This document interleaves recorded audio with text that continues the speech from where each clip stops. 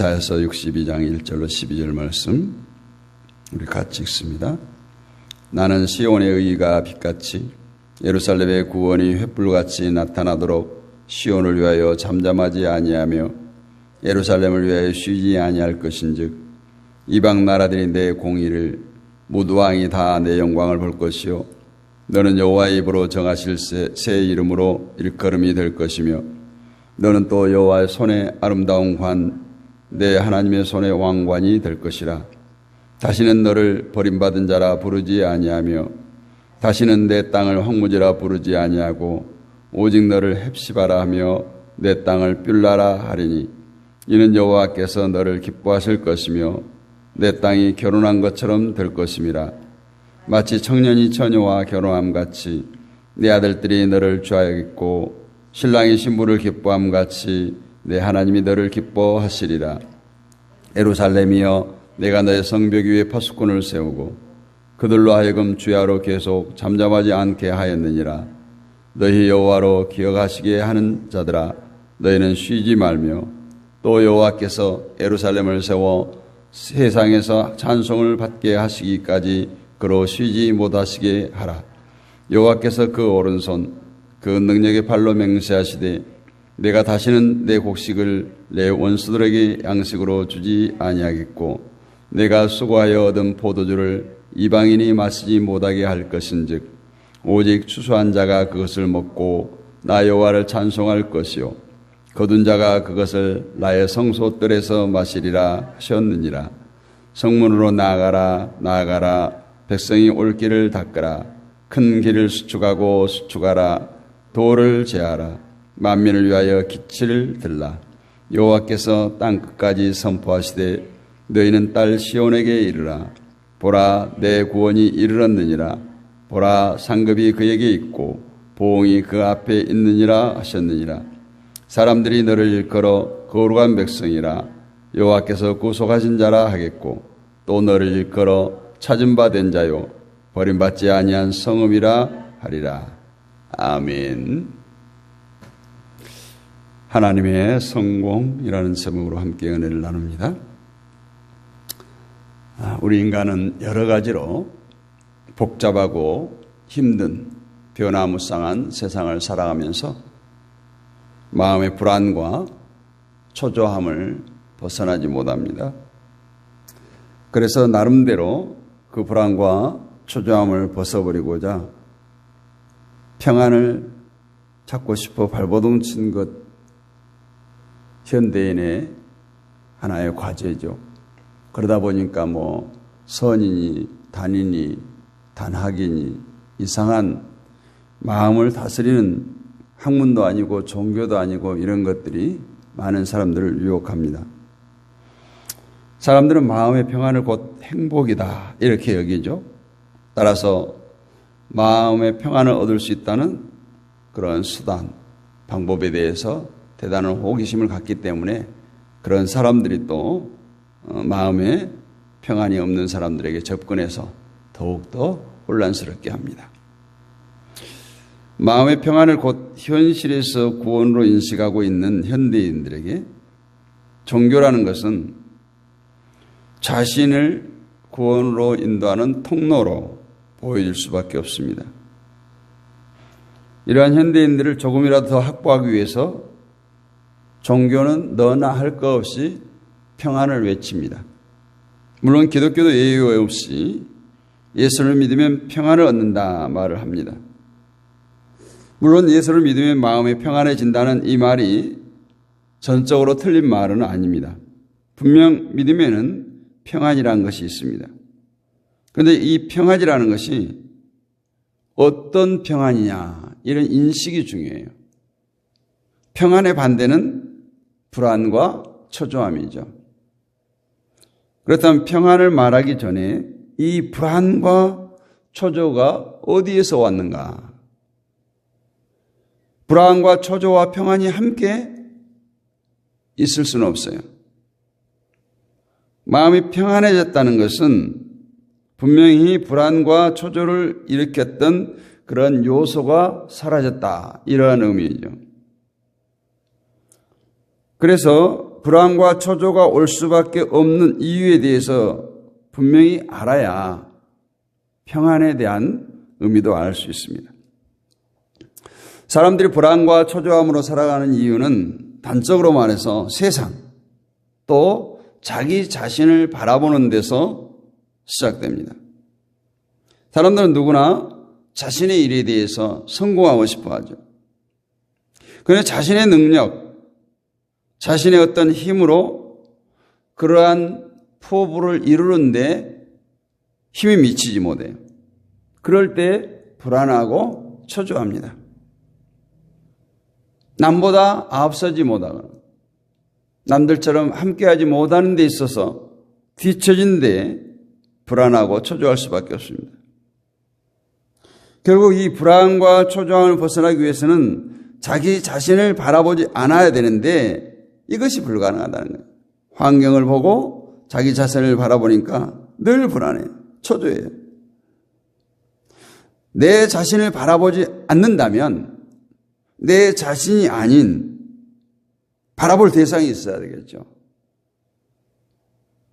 그러나 세상 사람들은 자기 자신이 신이에요.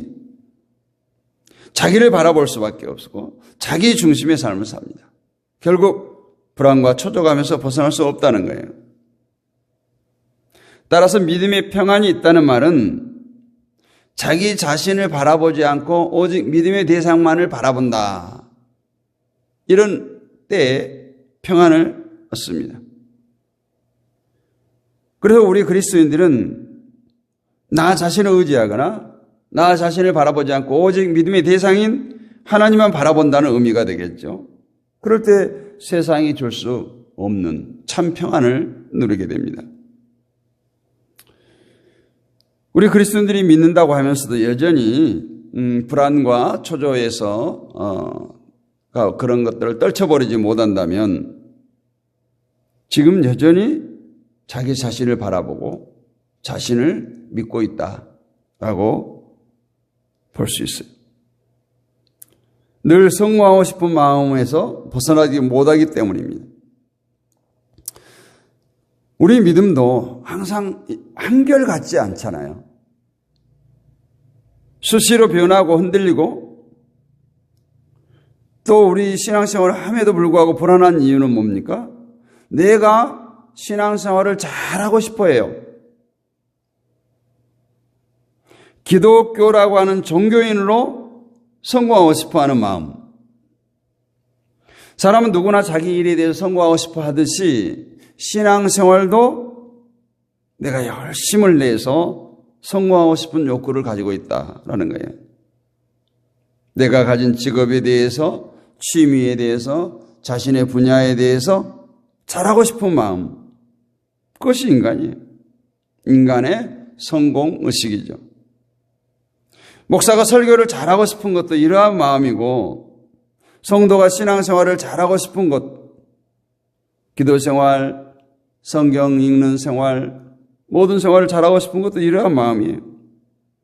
이러한 성공의식을 갖고 있기 때문에 신앙생활도 잘하고 싶다. 이러한 마음이 일어날 수밖에 없어요. 그러나 인간의 일은 잘하고 싶다는 마음으로 잘할 수 있는 것이 아니에요. 성공하고 싶은 마음과 전혀 상관없이 실패로 달려갈 수밖에 없는 것이 연약한 인간들이에요. 여러분, 이 세상에 누가 실패하고 싶어요? 누가 가난하고 싶어요? 근데 인간의 뜻대로 되지 않는다는 거예요. 신앙생활을 잘하고 싶은데 이것은 마음뿐이에요. 신앙보다는 세상의 일에 더 마음이 쏠리는 시간을 많이 갖고 그러한 자신을 볼 수밖에 없어요. 그럴 때 어떻게 돼요? 낙심하게 되죠. 불안합니다. 자신의 믿음에 대해서 의심을 하게 되고 불안하고 초조하게 된 거예요. 그래서 이 시간에 제가 여러분에게 말씀드리고 싶은 것은 신앙생활을 잘 하려고 발버둥 치지 말라. 이상한 말이죠. 우리가 만약 신앙생활을 잘 해보겠다는 마음을 가지게 되면 분명히 내가 어떻게 하면 신앙생활을 잘하게 될 것인가를 고민하게 될 거예요. 이것이 바로 믿음이 없는 증거예요. 하나님을 바라보지 않는 증거예요. 신앙생활을 잘하고 싶다고 해서 잘해지는 것이 아니에요. 세상에서 성공하고 싶다고 성공하는 것이 아닌 것처럼 성경에 등장하는 선지자, 사도들, 모든 인물들을 보면 우리 생각에 그들이 열심히 해서 신앙생활을 성공했다고 보여지는가요? 그러나 그것은 그들의 성공이 아니라 하나님의 성공이었어요. 세상에서 말하는 성공, 우리 인간이 말하는 성공은 뭡니까? 실패 없이 일을 잘하는 것을 성공이라고 말합니다. 성경에서 말하는 성공은 인간의 실패를 통해서 하나님의 성공으로 바꾸시는 거예요. 인간의 실패를 통해서 하나님께 통에 잡아가고 돌아오게 하는 것이 하나님의 성공이에요. 그래서 인간이 성공한 것이 아니라 예수 그리스도의 보혈, 수고, 희생의 대가로서 우리에게 공짜로 주어지는 것이 성공입니다. 성경에 등장하는 인간은 누구라도 실패할 수밖에 없는 인간들이에요. 그러나 하나님은 그 인간의 실패에도 불구하고 그러한 실패한 인간들을 통해서 하나님의 뜻을 이루시는 분으로 등장하죠. 즉, 성경은 인간은 실패할 수밖에 없다. 이것을 보여줌과 동시에 하나님은 또 그들을 통해서 회복하시고 성공으로 이끌어 가신다는 거예요. 그 사람들의 인생을 성공시키는 것이 아니라 하나님의 역사를 통해서, 하나님의 일을 통해서 성공하시는 하나님을 보게 되는 겁니다. 그래서 이러한 실패 가운데서 낙심하지 않고 끝내 이루시고야만 하는 능력을 가지신 하나님을 바라보는 것, 이것을 우리는 믿음이라고 하죠. 이러한 믿음 속에 평안이 있는 겁니다. 성공하는 하나님을 바라보고 살아가는 것이 곧 평안이고 이것이 바로 신앙생활의 성공인 것입니다. 그런데 사람들은 이 일을 이루시는 하나님을 바라보지 않고 자신이 이 일을 잘해서 하나님께 잘 보이려고 애를 씁니다. 그러나 인간은 결국 실패하게 돼 있어요. 아니, 잠깐 성공한 것 같으나 하나님 보시기에는 실패해요.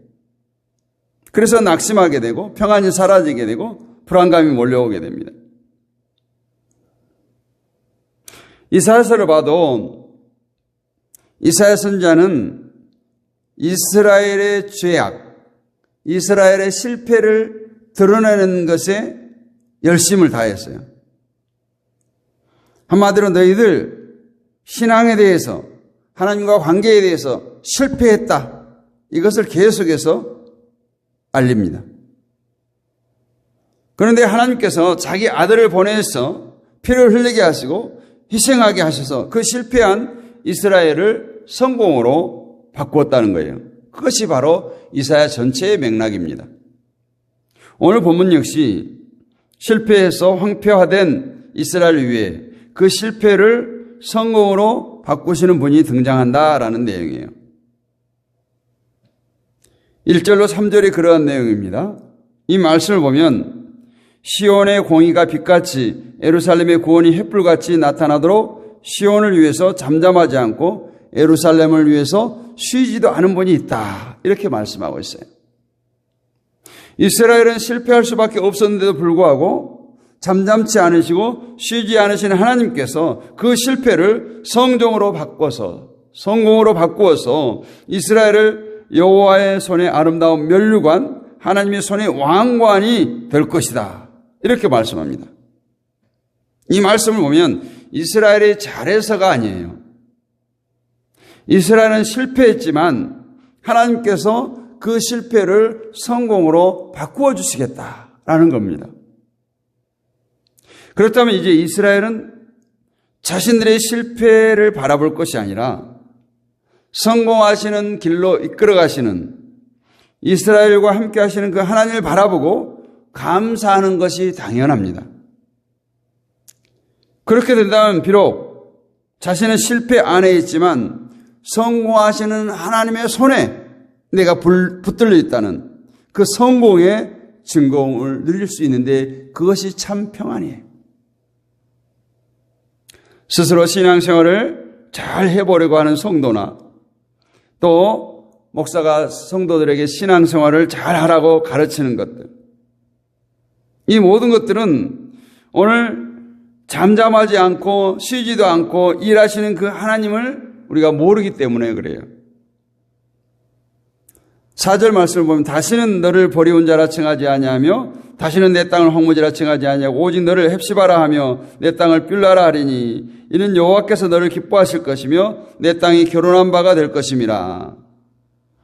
하나님 분명히 말씀합니다. 다시는 너를 버리온 자라 칭하지 아니하고 내 땅을 황무지라 칭하지 아니한다. 이 말을 바꾸면, 우리가 듣기 좋은 말로 바꾸면 너에게는 이제 다시는 실패가 없을 것이다. 왜 실패가 없느냐? 하나님께서 인간에게 능력을 주셨기 때문에 그 능력으로 실패가 없다는 인간이 되었다는 것이 아니라 하나님이 일하시기 때문에, 하나님이 일하시기 때문에 실패가 없다는 거예요. 하나님이 일하시고 희생하시고 피 흘리시면까지 잠시도 쉬지 않고 인간의 실패를 성공으로 바꾸는데 인간에게 실패가 있을 수 없다라는 거예요. 오늘 4절 말씀 헵시바 뷸라라는 말이 나옵니다. 그 뒤에 설명이 되어 있어요. 헵시바는 나의 기쁨이 너에게도 있다, 이런 뜻이에요. 헵시바. 뷸라는 결혼한 자. 이 말은 이스라엘과 하나님의 관계가 결혼 관계로 들어가면서 그 기쁨을 함께 누린다는 의미예요. 5절에서 신랑이 신부를 기뻐함 같이 하나님이 너를 기뻐하신다고 말씀합니다. 신부는 신부 그 자체로 신랑에게 기쁨이 되는 거예요. 신부가 뭘 잘해서, 신부가 성공해서 신랑에게 기쁨이 되는 거 아니에요. 그건 사랑이 아니에요. 예수님과 성도는 신랑과 신부의 관계입니다. 그렇다면 예수님은 우리가 뭘 잘해서 그것을 보고 기뻐하는 것이 아니라 그냥 신부라는 존재, 나의 신부라는 그 존재 자체로 기뻐하는 거예요. 그것이 바로 사랑이에요. 그런데 신부되는 신자 쪽에서 우리 성도들이 내 쪽에서 뭔가 잘해, 내가 뭐 잘하고 잘난 게 있어야 나를 신부로 받아줄 것으로 착각한다면 결국은 자기 자신을 바라볼 수밖에 없어요. 뭔가 못했다고 생각되는 것이 보여질 때 낙심하게 되고 불안하게 되고 초조할 수밖에 없는 겁니다. 신부는 그냥 신랑만 의지하면 되는 거예요. 신랑이 잘 되면 신부는 그냥 잘 되는 거예요. 그런 관계예요. 신부인 내가 잘하려고 할 필요 없이 신랑이신 예수님이 잘한 그 행동을 바라보고 기뻐하고 그 기쁨을 함께 누리면 되는 겁니다. 그것이 헵시바요 뷸라라는 거예요. 이것이 신랑 되신 예수님께 기쁨이 되는 거예요. 이것을 가리켜서 우리는 기독교라고 말해요. 성도는 하나님 앞에 자기 모습 그대로 나와야 돼요. 우리의 모습은 어쩌면 실패하고 넘어지고 부끄러운 모습들이에요. 죄인의 모습들이에요. 그런데 인간은 이러한 자신의 모습을 가리고 위장하려고 해요. 해결할 수가 없어요. 여러분, 우리가 우리 죄를 해결하고 의롭게 돼서 하나님 앞에 나올 수가 있어요? 할 수 없어요. 만약 그렇게 착각한다면 그것은 위장술이에요. 유선이에요. 마치 아담이 선악과를 먹고 자신의 부끄러움을 알게 된 후 모아가 잎으로 그 부끄러움을 가린 것처럼 인간은 항상 자신의 약점과 부끄러움을 가린 채 하나님 앞에 나오려고 하는 그 습성이 있어, 습관. 이것이 아담으로부터 계속 내려온 습관이 되어서 항상 자신을 가리려고 하는, 자신의 부끄러움을, 자신의 죄를 가리려고 하다 보니까 실패하고 넘어지고 주님의 사랑이 있어야 살 수 있는 그 불쌍한 자신의 존재를 깨닫지 못하는 거예요. 내가 어떻게 이런 불쌍한 모습으로, 내가 어떻게 이런 더러운 모습으로 신랑 앞에 설 수 있느냐, 이런 생각을 갖는다는 거예요. 이런 사람은 어찌 보면 주님의 사랑을 착각하고 있는 거예요. 오직 자신에게 필요한 것은 자신을 더욱더 철저하게 가리고 위장하게 아름답게 하는 수단과 방법을 동원해서 살아갑니다. 인간은 아무리 믿음을 외친다고 한들 믿음으로 굳건하게 살아갈 수가 없어요. 연약한 존재예요. 세상 환경에 따라서 이리저리 변하고 흔들리는 것이 인간입니다. 그런 우리 모습 그대로 들고 하나님께 나와야 된다는 거예요. 그리고 주님, 나는 이러한 인간입니다. 주님이 아니면 실패하고 멸망하고 죽을 수밖에 없는 죄인입니다. 그래서 나에게는 오직 주님의 사랑만이 희망이고 힘이 빛입니다. 내 마음이 주님의 사랑으로 채워지기를 원합니다. 이런 고백으로 주님을 찾아야 됩니다. 이것이 바로 주님의 사랑을 필요로 하고 살아가는 신부의 모습인 거예요. 하나님은 이러한 인간의 실패 속에서 하나님의 참된 백성을 찾으시고자 합니다. 그리고 그 백성을 향해서 딸이라고 오늘 11절에서 말합니다. 여호와께서 땅끝까지 선포하시되 너희는 딸 시온에게 이르라. 보라, 내 구원이 이르렀느니라. 보라, 상급이 그에게 있고 보응이 그 앞에 있느니라 하셨느니라. 시온을 딸이라고 불러요. 예루살렘을 딸이라고 부릅니다. 즉 하나님과 이스라엘을 아버지와 딸 관계로 불러주는 거예요. 딸은 어떤 관계입니까? 딸은 잘하나 못하나 내 딸이에요. 그런데 자신을 바라보면서 내가 이러한 부족함이 있는데, 내가 이러한 죄가 많은데, 내가 이런 부끄러운 사람인데 어떻게 나를 딸로 여겨달라고 할 수 있을까? 타영자가 아버지께 돌아올 때도 그랬어요. 나를 어떻게 다시 아들로 받아달라고 할 수가 있어? 종의 한 사람으로 받아달라고 해야지. 이런 마음으로 아버지를 찾지만 아버지는 종이 아닌 이랬다 다시 찾은 내 아들이다. 이 아들은 죽었다가 다시 살아난 자라고 맞아주시지 않습니까?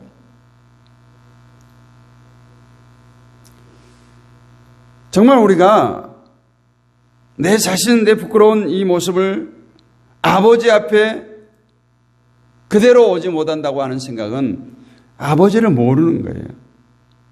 그래서 자꾸 이러한 관계를 잊어버리고 내가 잘한 게 있으면 하나님의 자녀로 여김을 받고 잘한 게 없을 때는 내치움을 받는 것으로 생각한다면 이것은 인간이 실패할 수밖에 없지만 하나님은 성공하시는 하나님이라는 것을 모르기 때문이에요. 우리가 성도로서 하나님을 의지하게 된 것은 내가 잘해서가 아니에요. 하나님의 뜻이 이루어졌기 때문이고 하나님의 성공이 우리들을 성도되게 한 겁니다. 따라서 우리가 자신의 그리스도의 신부로 하나님의 딸로 여긴다면 실패하고 잘못된 것이 있으면 그 모습 그대로 들고 하나님 앞에 나오면 됩니다. 하나님은 잘하고 성공한 인간을 기다린 것이 아니라 실패한 모습을 그대로, 상처 입은 모습을 그대로, 지친 모습을 그대로 들고 하나님께 나오는 자를 기다리고 계신다는 거예요. 그 사람들이 참된 이스라엘이고 시온이라는 것을 잊지 말고 자기를 바라보지 말고 성공하시는 하나님을 바라보고 오늘 또 그 모습 그대로 하나님 앞에 나오는, 그래서 세상에 얻을 수 없는 참 평안을 누리는 우리 모두가 되기를 주님의 이름으로 축복합니다. 거룩하신 아버지 하나님 감사합니다. 오늘 또 귀한 말씀을 나누었습니다. 아버지 하나님, 정말 우리 날마다 하나님을 아버지라고 부릅니다.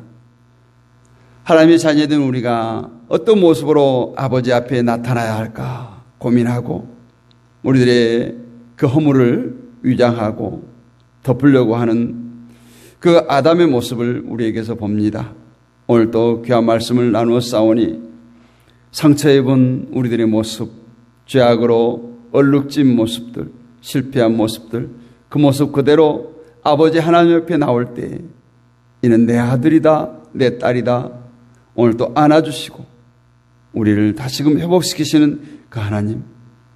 하나님은 성공한 인간을 기다리는 것이 아니라 실패한 그 모습 그대로 성공한 하나님을 바라는 그러한 인간을 기다린다고 하는 사실을 깨닫게 하시사오니 날마다 우리가 하나님 전에 나오며 또한 우리의 삶의 현장에서 코람데오의 삶을 살게 하옵소서.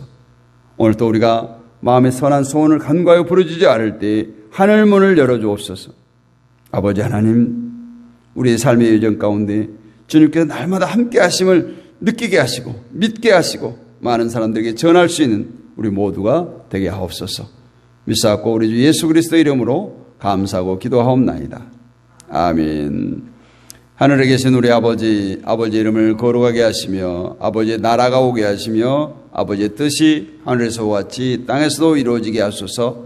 오늘 우리에게 일용할 양식을 주시고 우리가 우리에게 잘못한 사람을 용서해 준 것 같이 우리 죄를 용서해 주시고 우리를 시험에 빠지지 않게 하시고 악에서 구하소서. 나라와 권능과 영광이 영원히 아버지의 것입니다. 아멘. 오늘도 우리 함께 기도하겠습니다. 오늘 나라와 민족을 위해서, 한반도 평화를 위해서, 한국교회를 위해서, 세계 평화를 위해서, 선교사님들을 위해서, 또 믿음의 동역자들을 위해서, 육신의 질곡 가운데 있는 병중에 있는 지체들을 위해서, 또 온라인 사역자들을 위해서, 우리 다음 세대, 우리 자녀 손들을 위해서, 친척, 친구, 이웃들을 붙들고 기도합니다. 또한 우리 가정과 섬기는 교회, 그리고 삶의 터전인 직장과 사업장을 붙들고 기도하는데 오늘 목요일입니다. 다음 세대와 우리 자녀들을 위해서 집중적으로 기도하겠습니다.